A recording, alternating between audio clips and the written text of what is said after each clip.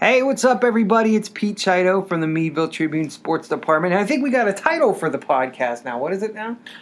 We were discussing Sideline Confidential. Yeah. That's I think what we're going to. So welcome to Sideline Confidential, episode 4. I guess episode 4, yeah. Mm-hmm. And if you guys like that, please let us know. You could contact us at sports@meadvilletribune.com via email or at Twitter. Tribune_sports. At Tribune_sports. Thank you, Matt. I am joined once again by Jordan Hansgen. Hello. How's it going? I like the name. I You think do? because we normally are on the sidelines for the football games, so I mean, Yeah. I think it's a good name. Matt, you came up with that? Yeah, I can't remember why.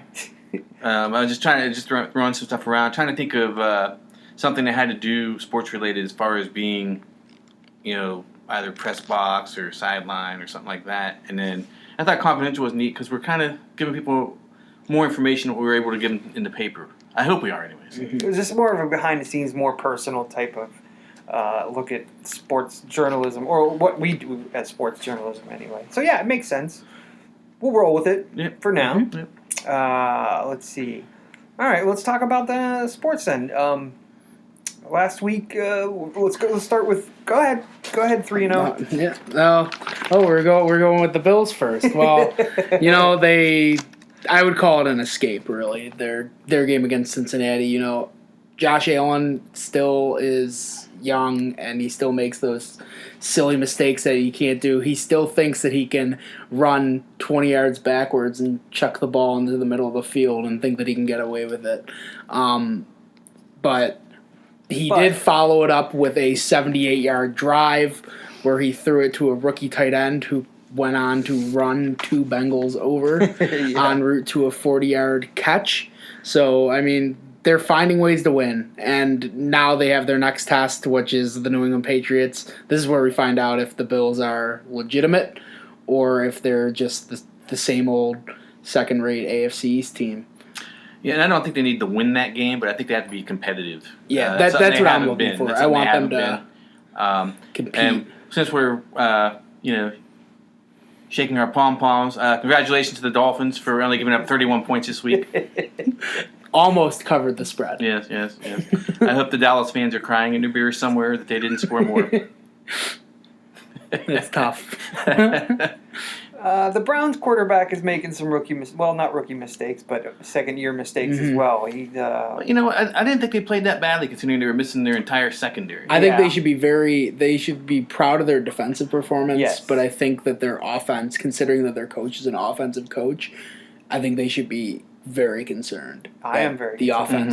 The offense has dropped really significantly from last year. Like, I thought that Baker was head over heels the best rookie quarterback last year, and now there's a debate with him, Allen, and Jackson. He looks skittish. Baker looks skittish in the pocket. As soon as he gets hiked the ball, he starts running to his right. Yeah. And it got him in trouble. I didn't get to see every play Sunday, but I saw him twice get in trouble by doing that, by running into the arms of a defender on the ground, and another time running past his blocker and letting the defender just turn around and chase him.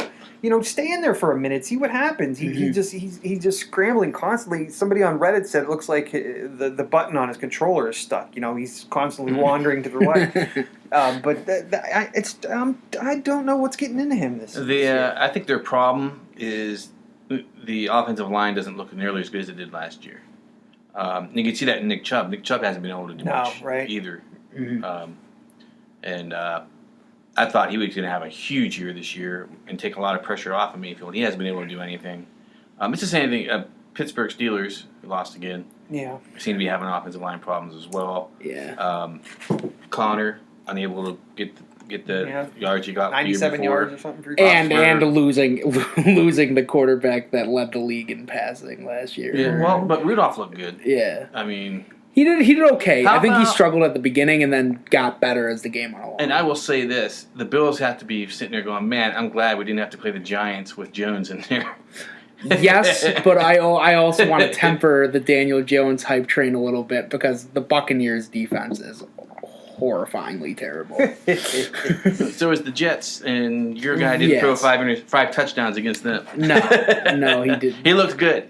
I'm interested to see how he plays the rest of the year. I mean, he's definitely a step up from Eli Manning. Or at what least Eli right Manning now. has been the last few years. Yeah. All right, let's move back a day. Saturday, football, a lot of fun stuff going on. Allegheny was at home for the first time this year. The home debut for head coach Rich Nagy. They lost to Wabash. What was the score? 48-35. It was a good first half, which is more than it can be said for the Allegheny against Wabash last year. They got trounced 54-17, but it was they were up by a point at the half. They just couldn't keep it up in the second half. Wabash made some adjustments. They stopped the offense. They got some stops on defense, and their offense kept rolling. They ended up winning. But, I think Allegheny's showing signs. I think they're going to be competitive this year. They're 1-2 so far. No, 0-2. They had week 2 off. But I think wins are going to come. I think they're going to have another chance. They got what, Denison next week? No, they're at Ohio Wesleyan. Ohio Wesleyan's 3-0, so they got another tough one next week. We'll see if they can improve. They're on the road. Good luck to them. But they look good. Alex Victor had an amazing play, a 77-yard reception. He just spun around a defender and was gone. He's fast. He electrified the place. It was really something to see. I think Naz Greer. I think he's had moments. He threw for like 286 or something like that. Their new starting quarterback. 348, make that. That was way short. He's got 200-yard games to start the year. Yeah, he looks good. That Tony Hamilton runs hard. Trey Adams, the Grove City kid, runs hard for them. So that's going to be fun to watch them this year. Edinburgh dropped to 3-0. They 0-3. Pardon me. They lost to a tough team, East Stroudsburg, last week. Yeah. I feel like both teams have had some tough schedules to start the year. They sure have. They've been playing some strong opponents. They've dropped right into it. Slippery Rock had a big win. I tell you what, Cash grad Henry Litwin is having a year. What did he have last week? It's right in front of me. Litwin, 7 for 73 and 3 touchdowns. So he's doing great. It's great to see him succeed down there. They look like they're showing that their playoff run last year wasn't a fluke at all. No, but they've taken an even bigger step where they're like they just followed that up and they're making a strong run, maybe at a national championship. We'll see. I think they moved up back to 10 or something in rankings this week. Yeah, and I like their quarterback is tough too. Yeah, Roland Rivers that might be the best quarterback / wide receiver combination in the PSAC. Maybe Division II, just to throw and catch guys. Because when he sees him open, he fires it, and Litwin doesn't drop it. Litwin, where that Cinque is less Sweeting, yeah. He's got some good targets. He's putting them on target. They seem like they're going to be a tough team this year. Let's see, Pitt. Huge win for Pitt. Huge win for the Atlantic Coast Conference too. Yeah, they finally shut up UCF. I've been on against the UCF train for a long time because like they do this thing where they're anytime they like making up national championship wins and stuff. And I get it, you were slighted by the committee, but like I don't know, they get a little bit too big for their britches. And I'm happy that a team in the middle of the road of the ACC beat them. It was a great win too. It was like really exciting game. They won their division last year. Pitt did. They did, but they also were like 7-6. Yeah. Yeah, but I mean they had a tough schedule. Yeah, but they won it on the Pitt special, I think they called it. It was very similar to the Philly special from the Super Bowl a couple years ago. Great win. They battled back. I mean that's a win that changes your season. That's Absolutely. a win that turns you from. And UCF, regardless of what where UCF plays, they are a good team. They are 28-2 in their last 30 games for a reason. Yeah. I get mad at them, but more so their fans. I respect that they are a tremendous team for where they are in conference. How about Wisconsin destroying Michigan? I also want to say that the Pitt win also puts a different light on the Penn State game last week. Yeah. Everybody was talking about, Penn State's in trouble. They only beat Pitt 17-13, but apparently getting a win over Pitt isn't as easy as that, So. Not only that, but another big win for Penn State was Buffalo beat Temple by like 40 points. Yeah. So, I mean, and Temple beat Maryland, who was a top 25 team. So all this stuff, all that stuff matters in college football. It's not like NFL where you just beat the team you play. Like, it's all about reputation and stuff like that. And both those performances where Penn State, I believe, is idle. Yeah. Right. I mean, that's big for them in terms of their prestige going forward, because you might need that down the stretch. Yeah. You were saying, Matt? Well, another big one won't show up in their schedule, so to speak, or win-loss column or strength of schedule, was Wisconsin destroying Michigan. Oh, my gosh. Which I don't think anyone saw coming. I thought a lot of people thought 35-14. Yeah, and it was 35-0. I mean, I expected Michigan scored late in the third quarter and then real late in the fourth. Yeah. So I expected a typical Big Ten game where it's 13-10. Both teams are struggling to score, but Wisconsin's run game is unbelievable. That Jonathan Taylor is definitely one of the top Heisman contenders, if not the favorite right now, because Alabama's quarterback, he hasn't played anybody. Clemson's quarterback's actually struggled a bit. I would pick Jonathan Taylor right now. Anything else stick out to you guys on Saturday? Saturday. Georgia Notre Dame was the marquee game, and I think Notre Dame, to their credit, went to a hostile environment and played pretty admirably. And I was not overly impressed with Georgia, but they did get it done, and that's all that really matters in a game like that. But I do think Notre Dame still has a chance. They can still run the table, and who knows? They need some chips to fall, but 11-1 with Notre Dame, with your only loss being to Georgia, might give you a leg up on, say, if Clemson stumbles or if a Big Ten team wins at 11-1. All right, so Friday, day before that was Friday night, high school football time. I was at the Maplewood Tigers game. They took it to Reynolds. I mean, it was there was a lot of discussion about this game coming in. It was a weird end of the season last year. We spoke about it in episode 3. If you guys missed that, make sure you go listen to it. But Reynolds beat them 36 in last season in the playoffs. Reynolds beat them 36-0. There were 5 ejections? 5 ejections total, I believe, and 15 personal fouls or something crazy. It was kind of an ugly end, and everybody was and it ended Maplewood's season. Reynolds moved on in the playoffs. They met again last week. Maplewood beat them 25-14, and to be honest, Maplewood, it could have been even more lopsided game. Maplewood had some, they shot themselves in the foot a few times. They had a couple turnovers. Some bad penalties that stalled some drives. It kind of stalled their momentum, let Reynolds get back into the game. Maplewood is up 12-0, I believe, early on, and it let Reynolds come back and make a game of it. But Maplewood persevered. Caleb Donor had a fantastic game for the Tigers, ran for 194 yards, 2 touchdowns. Really kind of led the way for the team. They got a good push up front. I think there was talk on another show in the area about how Reynolds had the better line. I believe Coach Borkovich emailed that to all of his linemen and said, "This is what they think of you guys." And I think their guys came out with a chip on their shoulder and really got a good push. And Caleb Donor had a day for them. They ended up winning that game. That was a big win. That was a non-region win, but that was a big win for them. Jordan, what did you go see last week? I went out to Warren, and I was treated to a bulldozing performance from Arian Cotterman. In the words of Meadville coach Ray Collins, Arian Cotterman ran like a madman tonight. Yeah. I mean, 6 touchdowns, 272 yards. He was unstoppable. The big thing that I took away was that Meadville came out on the first drive and ran a hurry up. Oh, wow. And they said on film that they thought that Warren would get tired, or they had all their signals coming in late. They like to adjust to what they see, and he took that out of play for them, and they were just unable to stop him. They did slow it down as the game went along, but they were still unstoppable every which way. They kept running the counters, the misdirections.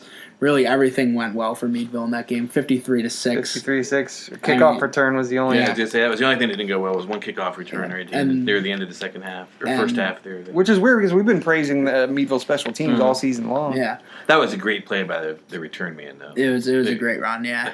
When you saw I was watching it on TV here, and he picked that ball up, and I thought there was no way he was Ryan going Arnold, we're anywhere. talking And yeah, I thought there was no way Arnold was going anywhere, and he somehow found a hole, hit the sideline, and was gone. I don't know how fast he is, but he was probably the fastest player on the field. yeah. But to also Meadville's credit, he's a great wide receiver. Mm-hmm. And Meadville really took Warren's passing game out of the picture. And Micah Passmore's a pretty good quarterback, too. Mm-hmm. Yeah. And Drew Stewart jumped a route, which was a great interception. The Bulldogs really looked great. And Warren's coach told Ray Collins after the game that he thinks that they're the best team in Region 7. Wow. So, and because they've played Oil City. Going from 0-9 to the best team in Region 7. I mean, that's just, I guess it shows what you do when you put the extra work and get the weight room. That was their big thing over the summer, is that all the kids took it to heart and they went into the weight room, they worked out, and I mean, it's paying dividends. That's not to say they are the best team in Region 7. According to that coach view, He through thinks that now they are. yes. So Meadville still has to show up and get the wins to be the best team in Region It still comes down to their game against, looks like it's going to be Oil City. Well, and that'll be title. a big one, I'm a little ahead of ourselves, but the next week will be this week certainly bodes well for them next week, and we'll get to that later. Let's talk about that. Yeah, let's go through a couple more scores from last Friday. Conneaut did the job against General McLean, 36-14. McLean's having a tough year, but they're always tricky. But Conneaut did their thing last week. Did you look at any scores? Did anybody stand out to you, or their stats from last week? Well, I mean, it was really the same cast of characters. Yeah. Tanner Neiman, Noah Richardson, I think, racked up 2 touchdowns. Yeah. Devin Neal, I saw. Devin Neal had a great running day. I think he got around a little under 200 yards. I saw some of his highlights on Huddle. He looked really good. Mm-hmm. Sagertown, came up short against Girard, 47-14. But may have found their franchise quarterback, so to speak. Is that right? Shavik Barnes completed 6 or 7 passes for 116 yards and a touchdown in that game, and he also threw a 2-point conversion. Okay. If he's the real deal, that allows you to move Alex Keitlinger from out underneath center, and you can use him in a McCaffrey role like they did with Stanford. We were pulling him out of the backfield because he's a little short, jittery guy. He's got great speed. Get him the ball in space, and let Hayes be your pounder up the middle. And I think that could really change the dynamic of that offense, and that could change the season for them. They got some games left that they can win. And we'll also get to that in a minute. Also, Union City over Mercer, 32-13. I think Union City has turned a corner this year. That's 2 in a row for them. They've improved to 3-2 on the season. Or is that 3 in a row? I can't remember. But they're turning it around. They're looking tough again. Cambridge Springs lost a hard one to Farrell, 63-0. What could you say about that? Farrell's Farrell. Even if they did graduate a ton of Division I talent last year, they're still a tough group of kids. And they've played some tough opponents. I mean, they're 2-3. They can still shore the season up here and get a winning record there. Yeah. I mean, 2-3 is 2-3. You are what your record is, and they can easily clean that up. They still got some very winnable games in region. Yeah. What about Lakeview getting their first win? Good for them, Seneca. That's the team they beat last year. They have Seneca's number. They might not have anybody else's, but they got Seneca. 29-0 they got over Seneca. Yeah. And West Middlesex beat on Cockerton 35-0. So that was last week as far as area teams go, and that brings us to what's coming up this coming Friday. Let's see. Now you already started to mention this week for Meadville. They got Franklin, another pass-heavy team. Yes. And a team but it is a team that historically is not super physical. Mm-hmm. And if you're not going to get physical with Meadville, you're going to be in trouble. Yeah. The big question, though, is can Franklin's offensive line stop that Meadville defensive line from getting in the backfield? Because if Haynes has time to throw, he's going to find receivers. Mm-hmm. I think he's a little bit better than the Warren. I think he's a lot better than the Warren kid. Yeah. The Warren kid's a very good quarterback. Mm-hmm. Haynes is a dynamite quarterback. I don't know if he has the offensive weapons like he did last year. He's still getting the job done. But if Meadville can out-physical them, get into that backfield, and don't give him time to throw, like they did the Warren, I think we could see a very similar outcome. I was looking at Franklin's stats today. It seems like he's got two guys that he likes to throw to. It's Dalton Buckley and Cade Adams. Mm-hmm. But that that makes them pretty simplistic in their offense. Where it's you stop those two guys, you'll probably at least hold them to a reasonable score. And I mean, the way Meadville runs the ball, I think that they'll still be able to put up 35, 42 points. It's just a matter of whether they can stop the Knights. There has been historical precedence with this team that, if there's a team that can really sling the ball, it can get crazy. I mean, there could be some very high-scoring games. I don't know if Franklin's capable of keeping up with Meadville's running game like DuBois was a few years ago, like Warren was a few years ago, where there were some astronomical scores. But that's the thing you worry about with Meadville. The culture there is, passing is a second language to them. That they it takes them a while they don't quite do it on offense. They don't, but they have shown so far this year that they can handle it defensively, which is the important part. Mm-hmm. And I saw Ray Saturday night. He was doing a guest bartending thing for I can't remember the charity. The charity right now, but he was there. It was the Meadville football coaches were there, and he saw me. He said, "Hey, how you doing?" And we were talking about it, and I brought that up to him. I said, "Hey, you guys did a great job against Warren in that passing game." I said, "Now you got to do it again." He goes, "Oh, I know." Yeah. He goes, "Oh, I know." So that's a big one. Franklin at Meadville, Bender Field, Friday night. Let's see what else is going on. Sharon at Conneaut. That's going to be a big one in Region 5. It's another good passing quarterback for one of our teams to play against. Yeah. Well, yeah, two good quarterbacks. I mean, Tanner Neiman for Cash he could do it both running and passing. I think Wojtik's more of he's more of a sit back and pass it guy for Sharon, but that's going to be a big one. They're both 1-1 in Region 5. Winner of that is going to set themselves up nicely for the rest of the year. The loser is going to not. So that's going to be a big one. Sharon at Cash Friday night. We also got Union City at Maplewood.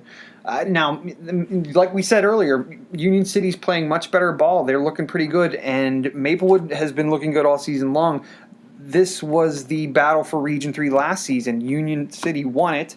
They ended up winning Region 3. I think that stuck in Maplewood's craw. I think there was two teams that they had circled on their calendar. One of them was Reynolds. They crossed that out last week.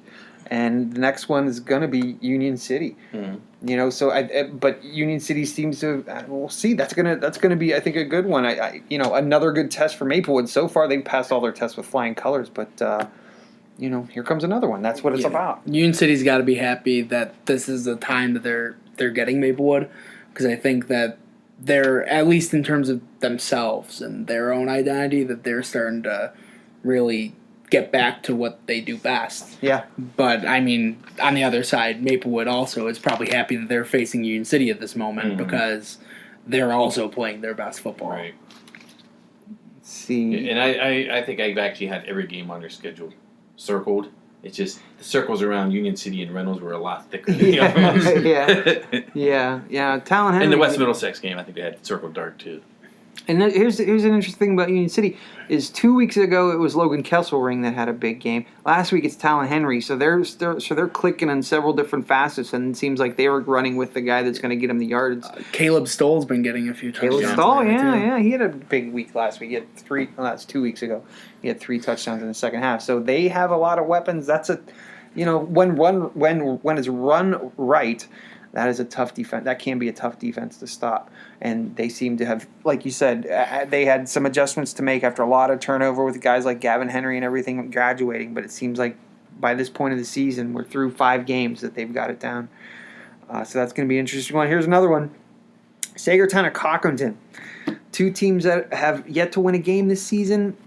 Something's got to give. They're both 0-5. It's I'm interested to see how that pans out. You root for. You'd never like to see teams struggle for as long as, well, especially Sagertown, but also Cochranton. They all work hard.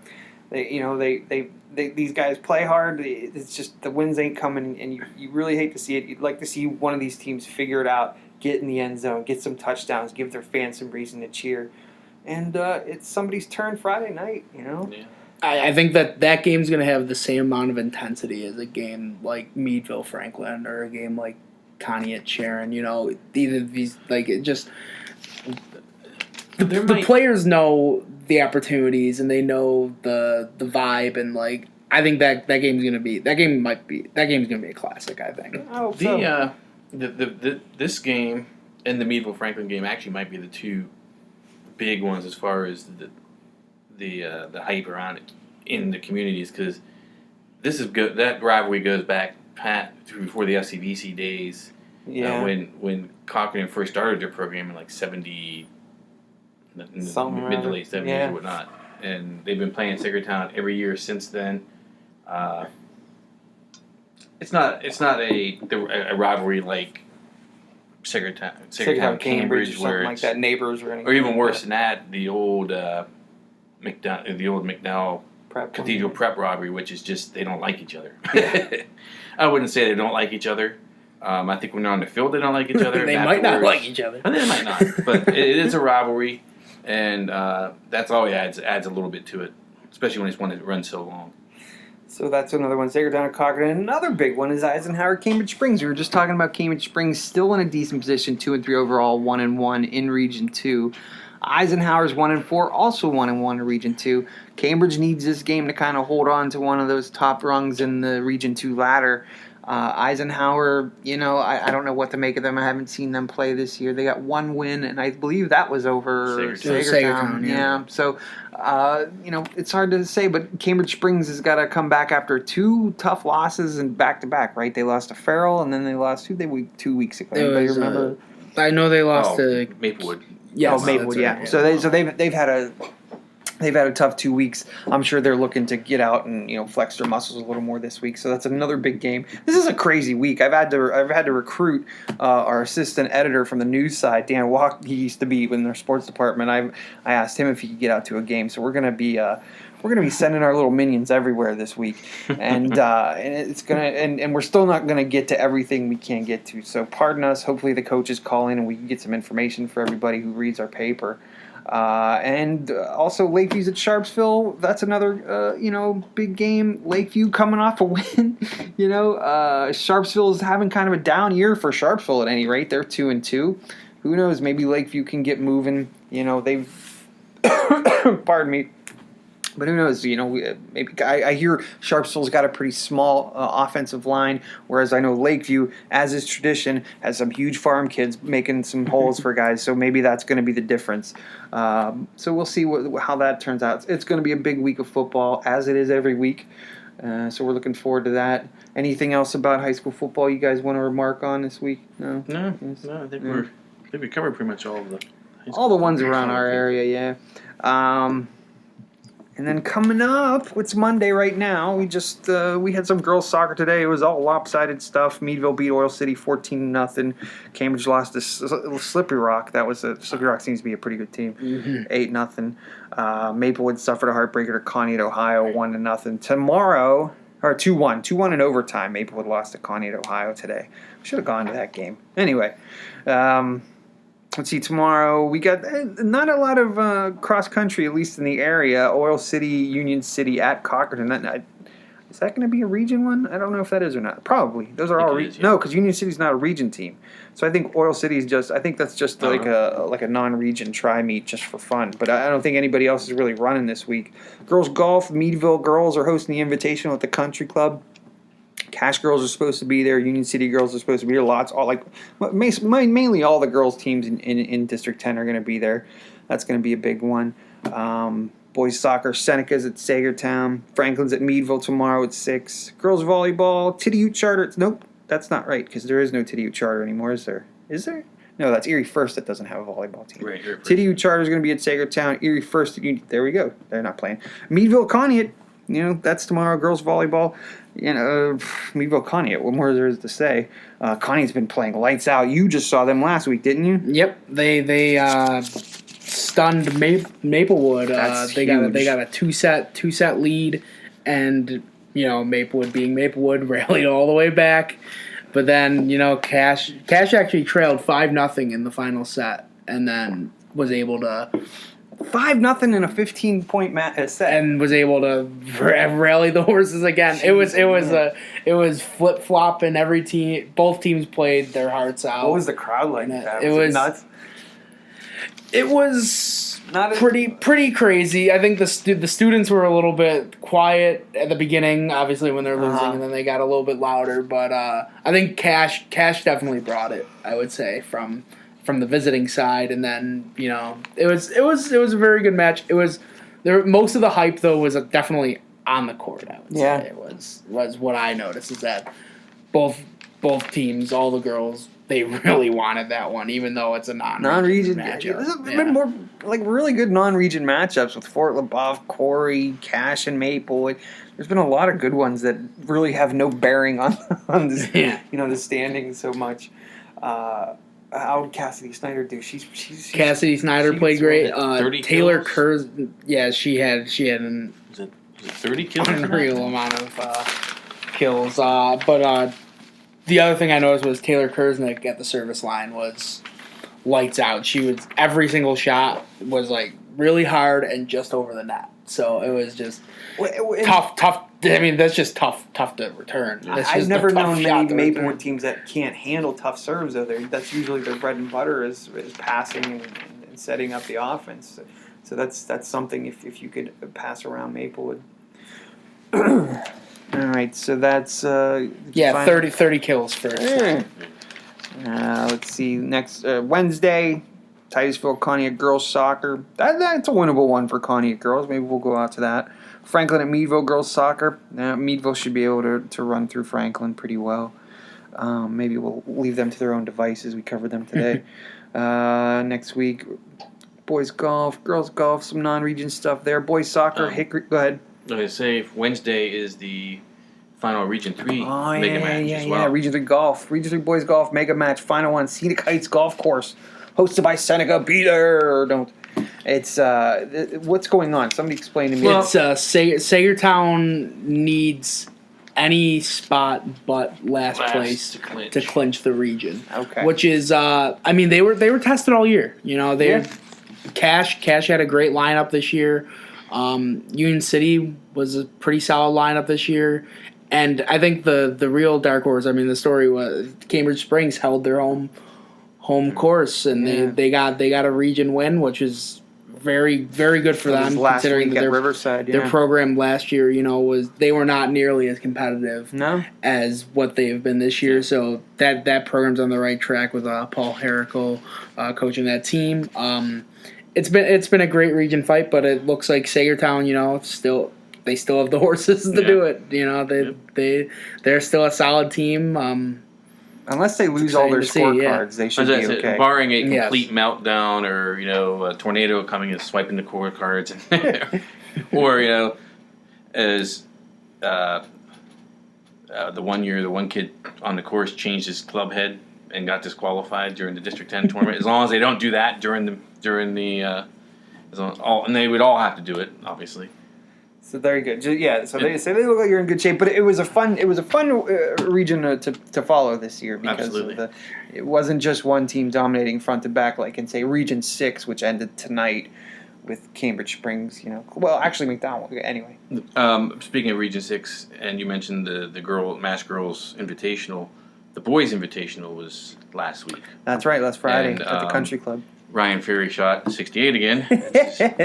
Third time this year he shot 68 in a practice round. He tied his tournament record from last year. So he looks poised for not this weekend but next weekend. District tournament. I think that's next weekend. He's dialed in to make a run and win that elusive crown. It's always went to the kid from prep there for a few years. Mm-hmm. Pat Kelly.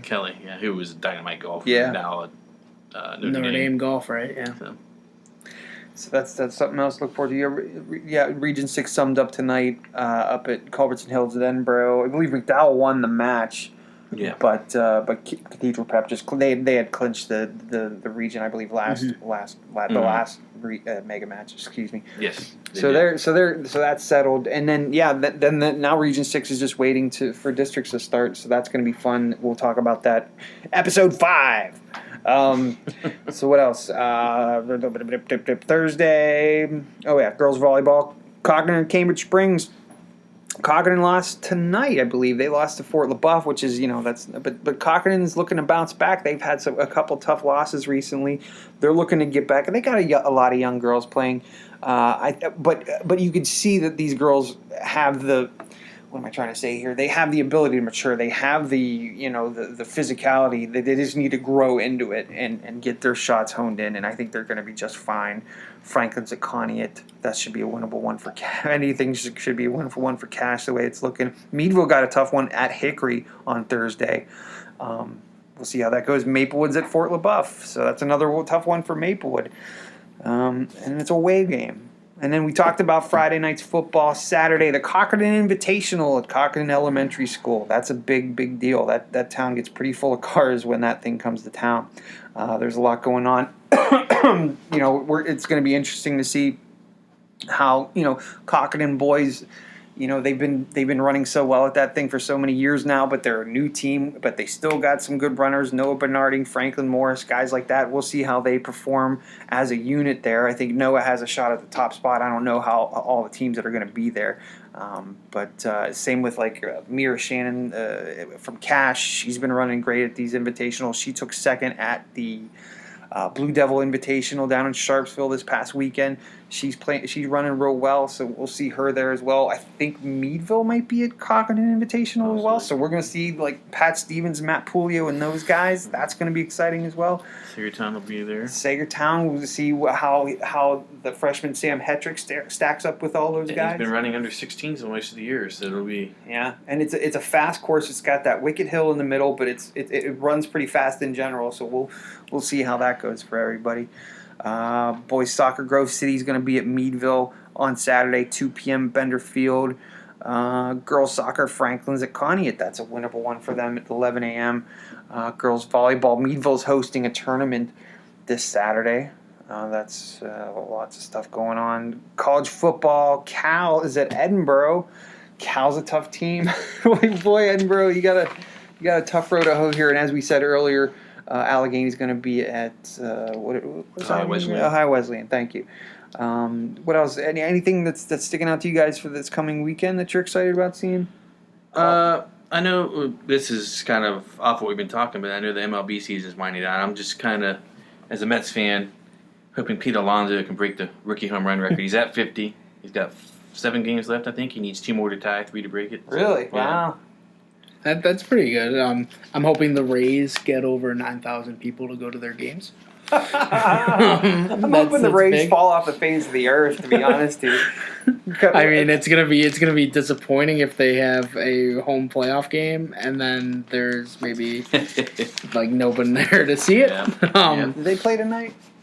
Yeah, they had Boston. I guess they had their that's kind of why I was saying it. They had their lowest attendance for a Rays Red Sox game ever tonight. Yeah. Oh my gosh. And they're tied for the wild team. card. They're a good team. Yeah. With the Indians, I might add. Right. I'm really pulling for the Indians just because better environment for the playoffs. Yeah. And, they're better. Yeah. They're a more exciting team. I feel.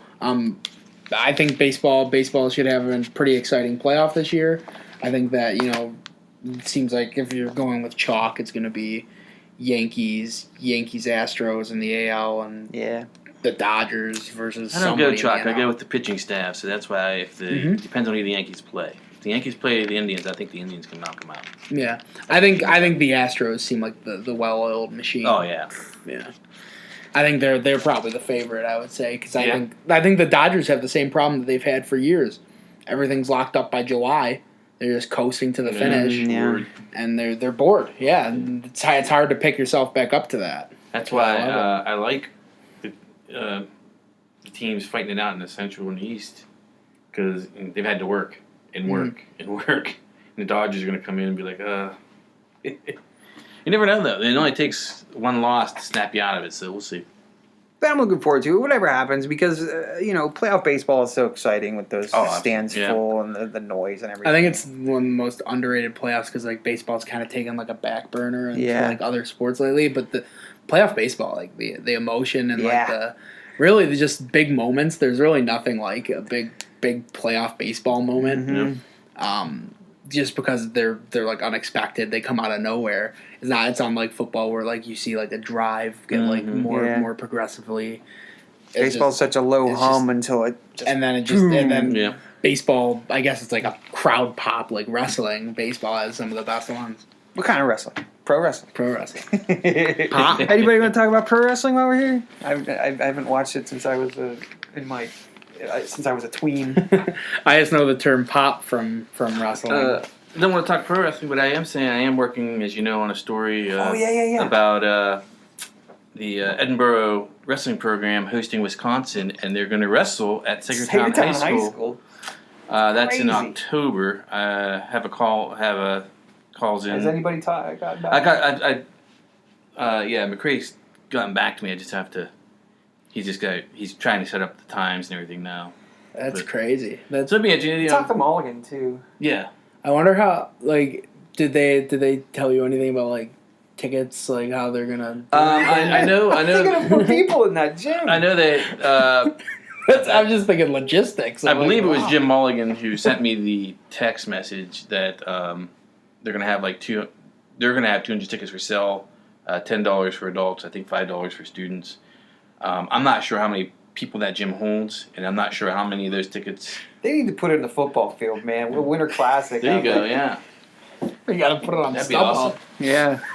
That's gonna be wild. We're also working on before we'll check out. We'll talk more about it this week. We're getting kind of long this week, or we'll talk about it next week. But tonight was the final.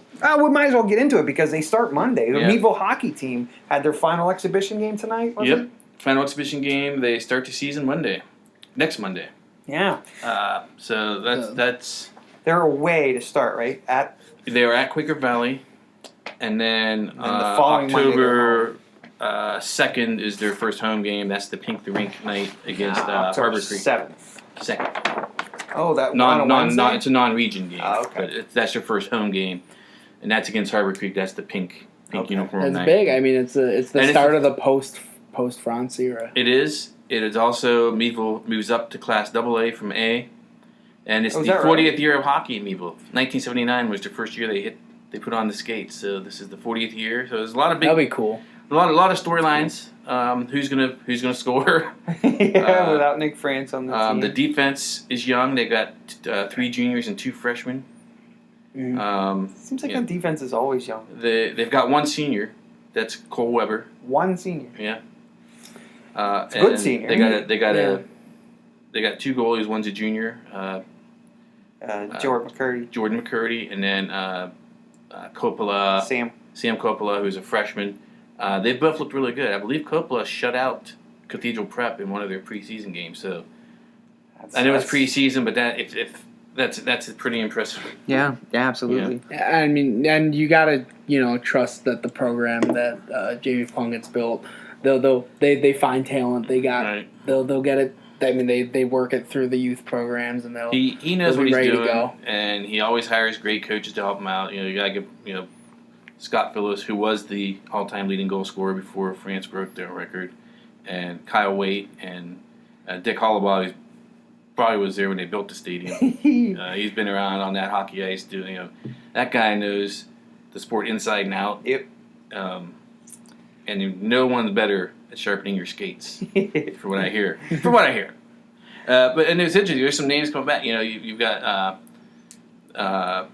some guys on that team. There's a Brandon Corey, whose uncle, Brandon Corey, played on 4 state championship teams. So they got some names coming back, some history coming back for the 40th year. So I think that's kind of interesting. There's storylines all over the place. We're gonna have a long time to explore those storylines. They'll pop up. One's gonna pop up. Someone's gonna have a big goal and be like, oh yeah, well his uncle did this or his dad did that.